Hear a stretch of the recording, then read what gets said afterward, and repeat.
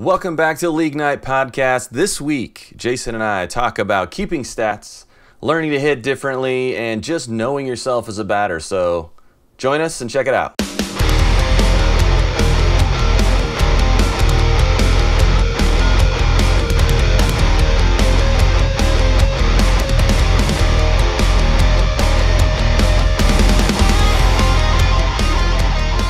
One of the things that Cameron and I do is we track stats for our league teams. Yep.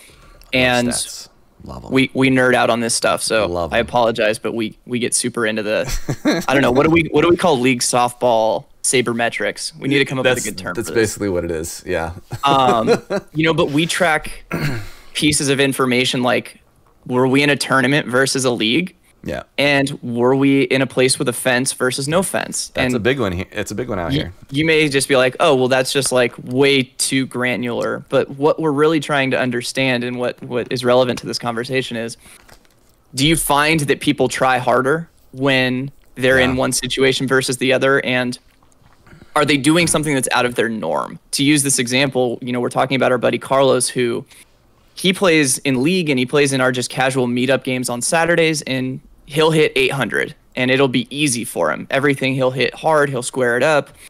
And then we'll get into these tournaments where people put a little bit of pressure on themselves to try to do more. And he was putting a composite bat in his hands and he was trying to swing out of his shoes. He wanted to hit the ball as hard as he could because he felt like that's what he needed to do to be effective and to help the team win. But in reality, he was popping up more. He was maybe hitting the ball an extra 30 or 40 feet, but it was being right caught. Into gloves. Yep. Right into gloves. And so I think he kind of found the happy zone, which was just like, look, I just need to swing the way that I swing to hit the ball where they're not, and I get on base more. It doesn't matter that everybody's laughing at me for using this 28-ounce single wall sheet of steel.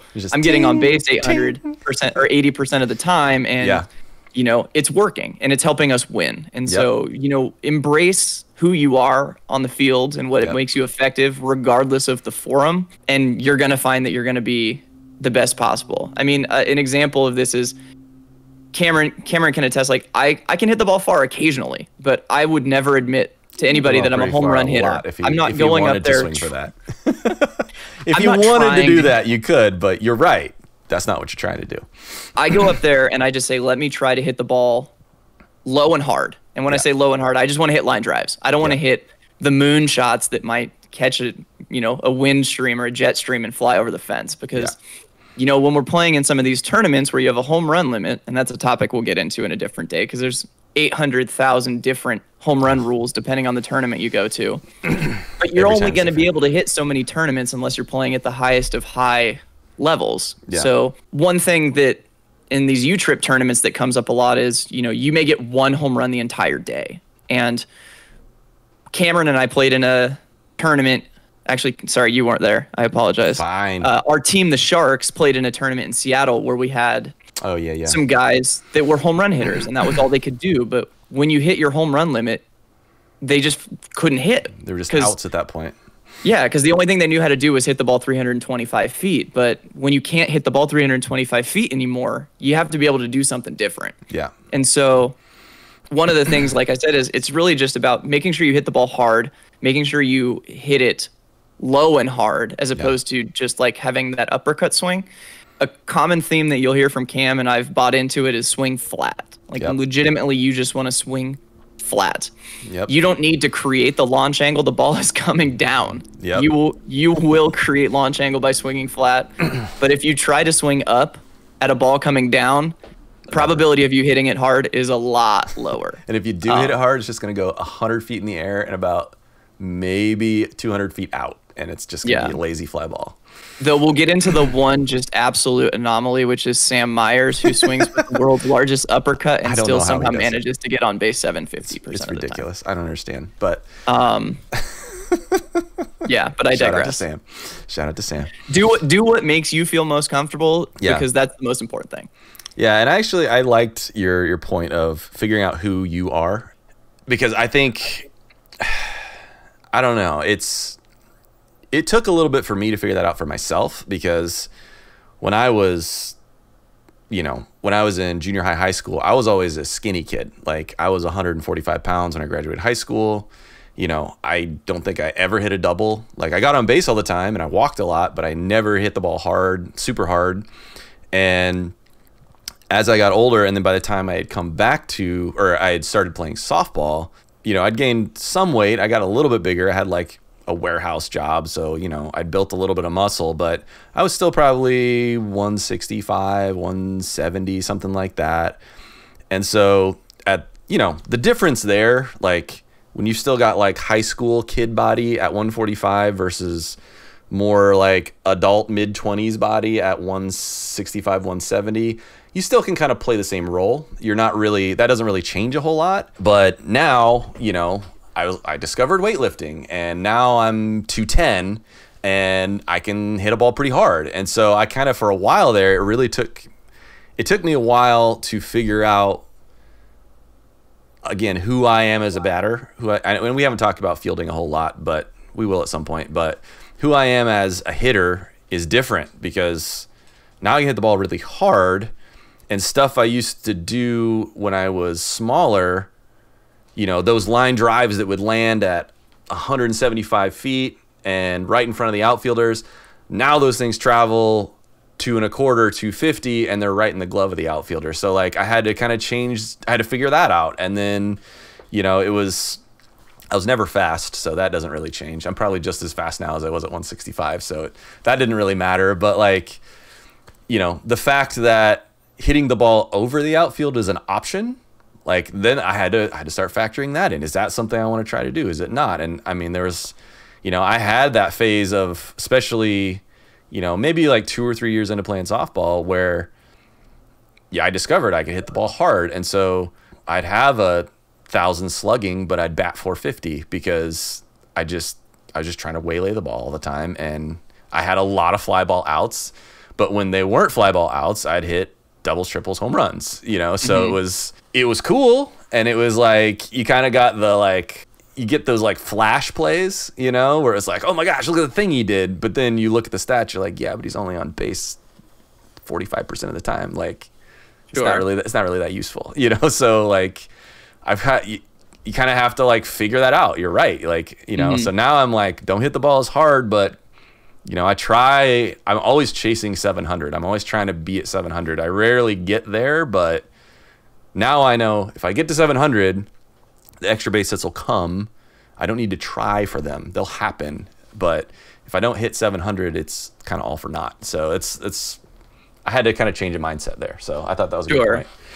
I think that my experience was very similar. So you mentioned we are at different speeds. So yes, much different speeds. In high school, I played baseball, but I also started doing track and field because I was kind of one of like the marginal players in high school where I would get a little bit of playing time, but I really wasn't a starter by any means, you know. And I was also that kid when I played pony, which was what, like 13, 13, 14 after majors here in California, which is 10 to 12. I don't know if that's the same across the country. But we called it Little League, and then it was Babe Ruth League, which was the same as pony. So okay, yeah, we had majors, which was 10 to 12, and then you had pony, which was 13 and 14 before you got into high school. Yeah. And I mean, I wouldn't lie to you, I was that kid that would play center field. And there's a really funny meme that somebody just posted on Facebook that I saw that like identified the skill that you had as a child and what position they would put you on the field. Did you see that? And I was definitely that kid that played center field because I was the fast kid. Yeah, you know? I would probably go up to the plate, and 30% of the time I would try to drag bunt to get on because I would get on first and then I would steal second.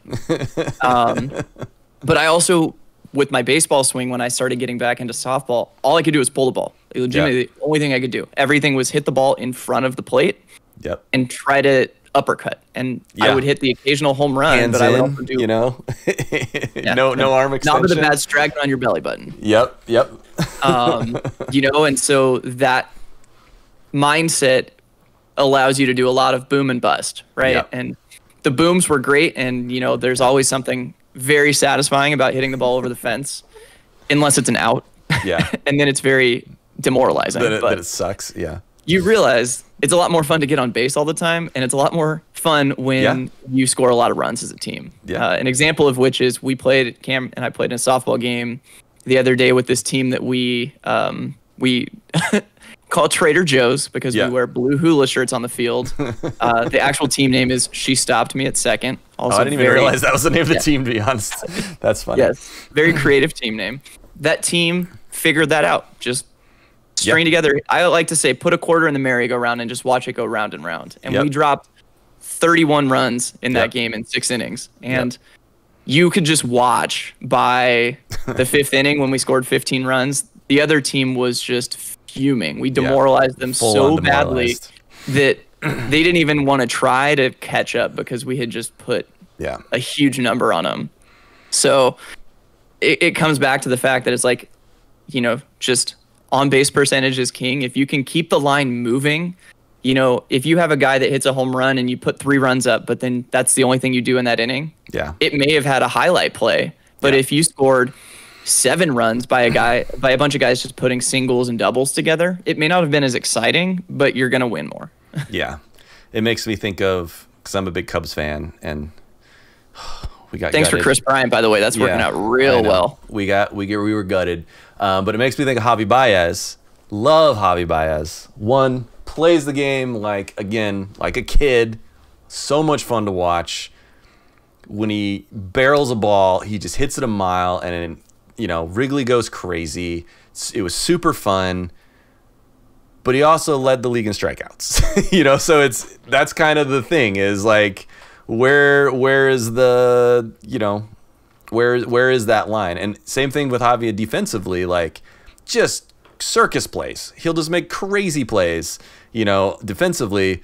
But he also, I think, at one point was leading the majors in errors. So, like, you got to kind of figure out where that is. Like, if your boom is good enough, it's okay to have the bust side of it. But I think for most players, that's probably not, especially in softball, because, you know, in baseball, if you hit the ball 1 out of 4, you're going to be all right, you know. But, like, in softball, if you don't hit the ball 3 out of 5, you got to start, you know, your spot in the lineup might start to get a little in question, you know, like, so I think it might be a little harder to get away with boom and bust in softball. I think there's just consistency is so important. And again, is a thing I had to, not that I was hitting home runs in baseball, but a thing I had to think differently about when I transitioned from baseball mentality to softball mentality, is like 350 is not great. You know, like 350 felt real great when you're in high school, you know. And even then, like, because again, I walked a lot, so like I think which is something we don't say about you in slow pitch anymore. I know, and I got to get back to that. I mean, I don't need to walk a lot, but I just need to walk some. Which again, I blame Meetup. I love you, Meetup. I love our pickup games that we play, but when there's literally nothing on the line and it's literally, let's just go out and have fun, you swing at the first thing that looks half nice, and you just see if you can hit it as far as you can. And it kind of like, it eroded that mentality a little bit. So I had to like kind of build it back up and had to think about it specifically to try to do that. So I'm gonna try to walk a little more. We do have one friend also named Jason who is so many. He's got the same mentality, and I respect the heck out of him for this. He's got the same mentality whether you're playing a pickup game. Oh yeah. We mentioned a guy named Max the other day. Max's birthday party, we had just like a throw together softball game. It was the most casual softball game you could play. Yeah. He will play the same way every time.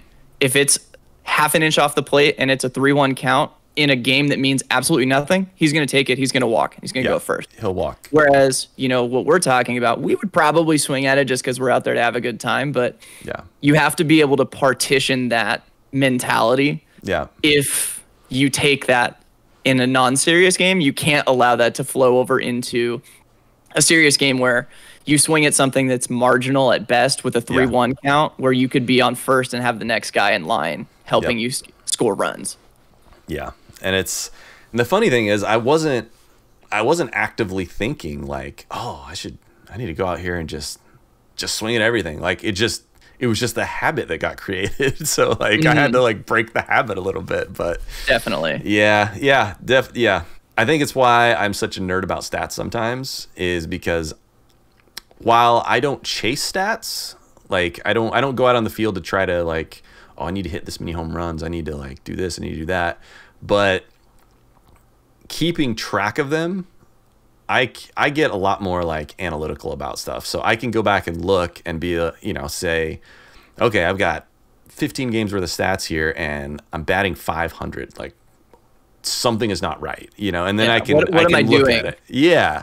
And I can go back and look at it and say, okay, this has got to change. What am I doing differently, or what do I need to do differently that I was hitting 675 before and now I'm hitting 500 or on base 500.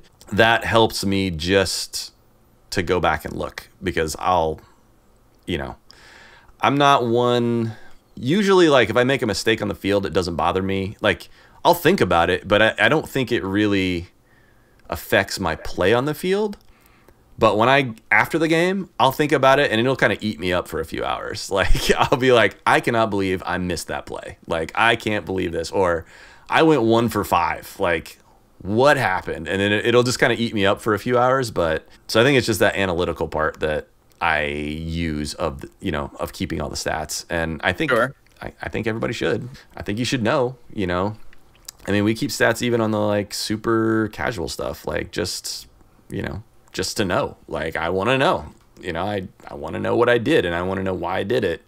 That part, that's fun to me. I think some people don't find it very fun. I think some people are like, especially if I if have it to doesn't worry about the reflect stats, kindly. then yeah, exactly. But I mean, we'll get into this in another podcast, but I think that what we've found with our Sharks team is that keeping the stats has helped us try to build the most efficient lineup that we Yeah. could for our team. And, if you were to look at the lineup that we started with this last summer season, I was going to say that. when the team started 0-5, Yeah. to what we ended up with at the end of the season, when the team ended up, I think, I think we ended up winning 5-8, I think. Or Yeah, 5-7. yeah, we ended up winning a lot more of our last half, But we made a pretty significant lineup shift just based on what we understood of people's capabilities. And Yeah. I think the lineup construction, like, again, we'll get into that a lot more in future podcasts, but, keeping those stats really help.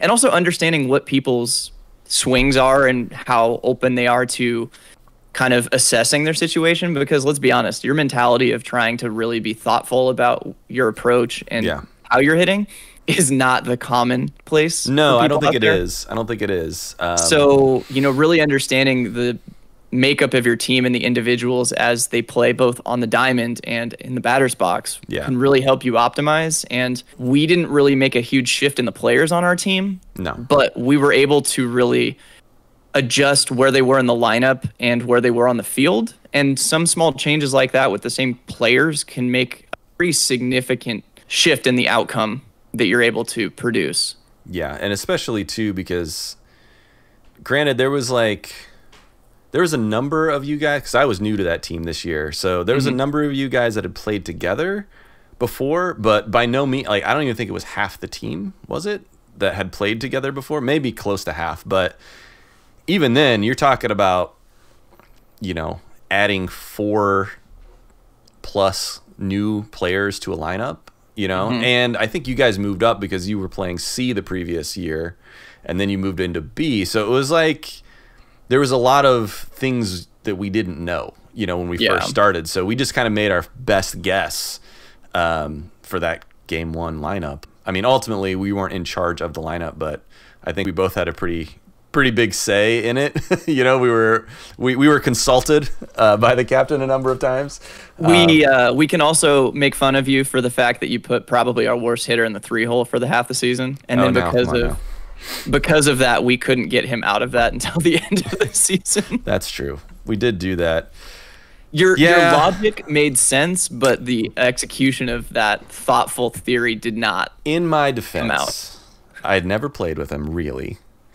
And this was my first mistake, is I listened to him and he told me he was like an 800 batter. I was like, it turns out not to be the case. But Yeah, maybe divide that by 2. I think he was a little better than that. But still, I can't say much. I did not have a good season for that team for whatever reason. But yeah, but again, later in the season, we moved him down to whatever 7-8, and he did fine there. You know, like he did fine. But yeah, we had him at 3 because I was like, oh, this guy's gonna hit. You know, Jason, he won't tell you this, but Jason is easily the best hitter on the team. He's pretty much, if you show up to a game and he's on your team, he's the best hitter on the team. And so he's gonna be like your 3 or 4 batter. Like that's locked in, right?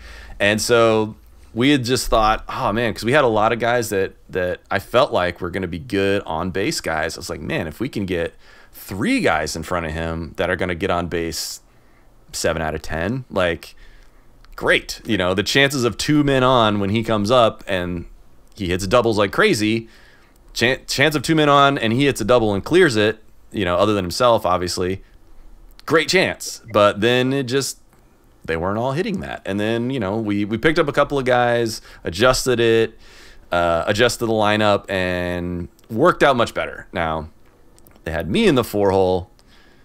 I was a terrible 4-hole hitter this year, but it's going to get better. It's going to get better, at least for that. It took you a season to acclimate. We know that you're not a 500 career hitter. It hurt me so bad. It hurt so much. Yeah, like you could tell how good of a game Cam had by how quickly the stats got entered into our Google sheet. That's if he had a true. Wonderful game, totally true. Within 2 hours of that game, the stats were in the updated. Sheet. I'm if talking he had about a it. One and he didn't want to open that book, I tell you, it would be like 3 days on later. Sundays. You're probably talking like Monday afternoon. He would get around to being like, "All right, I got to put these things into the sheet." God, it's the worst. Yeah. One of these podcasts true. will pull up the stat sheet on the screen here, and we'll show everybody how we keep stats and what information we use to make informed decisions about how we lay things out. Oh, yeah, that's 100% true though. I did the same thing with because I'm one of the organizers for our little pickup meetup group too, and we keep stats. And on days when I just had an awful day, it'll take me 3 days to put the stats in. If not, and I had a good day, like get home, put in all the stats before I even take a shower. Like, yeah. Yeah, you know, a really good example of softball being a team game, though, was, you know, one person can have a wonderful game, a wonderful season, but if you don't have a supporting cast to also play at a high level, you know, I mean, maybe that season I hit 800. Yeah. And didn't matter. You know, we still had a 5-7 or, you know, a 4-8 record. Well, even just take that beginning, that 0-5. You were batting like that while we were 0-5. It just there was no one else to do anything. You know, it's like, and I think that's one of the things that we struggled with too, is that you would get the top. A lot of people just want to say, I want to put my best 3 hitters at the top of the lineup. Yeah. And I guess we're going to just broach this subject. I guess let's just dive in. You know, but you can have the first 3 guys go 9 for 10 in a game, but then, you know, if your 6 through 10 guys don't get on, it's just going to be like, score a few runs, have a 0-run inning. Score a few runs, have a 0-run inning. And if the team that you're playing is scoring runs every single inning, you're playing catch up every time. And it really doesn't work. You got to find a way to build a lineup where you're consecutively stringing hits together. Yeah. Because that's really what's going to make you a competitive team day in and day out. Yeah, the consistency throughout the lineup is, when you're just talking about it or you're just thinking about it, you think, I'm going to hide my whatever batter here, you know, and I'm going to make sure that my really good batters are here and blah, blah, blah. But you're absolutely right. Like, unless one of those first 3 guys hits a home run, you know, if we're talking about on base, literally like 3 guys hit a single, nobody scores if the 4, 5, 6 get out. You know what I mean? Like, it's super harsh because, again, all those guys could go 3 for 3, 4 for 4, but if nobody in those first 3 hits a double and the next few guys, you know, they go like whatever, they bat 250 or something, like nobody's scoring runs and you're going to lose all those games. Like, it's never going to win. Yeah, you're 100% right. Like, and I think that's probably a big reason why we started leaning so hard on base percentage, thanks to Moneyball too, of course. Just, you Shout out Bill James. Yeah, shout out Bill James. Yeah, it's it's just on base is king. Like, it doesn't matter if everybody hit a single, you'd score way more runs than if 3 guys hit solos. Like it doesn't matter. Like, so it's Also, solo shots, the worst thing in softball. Worst. They make me mad. Like, I think like honestly, hitting a solo home run when you have limited home runs makes me madder than when you hit one for a dead ball out after the home run limit. Like, it makes, because then I'm like, we could have used it, like we could have waited until there was at least a 3-run home run or a 2-run home run. But thank you for watching, everyone. We really appreciate it. Depending on what platform you're watching us on, like, subscribe, leave us a comment, anything you can do to let us know that you like what we're doing here. We really appreciate it. We'll see you next time.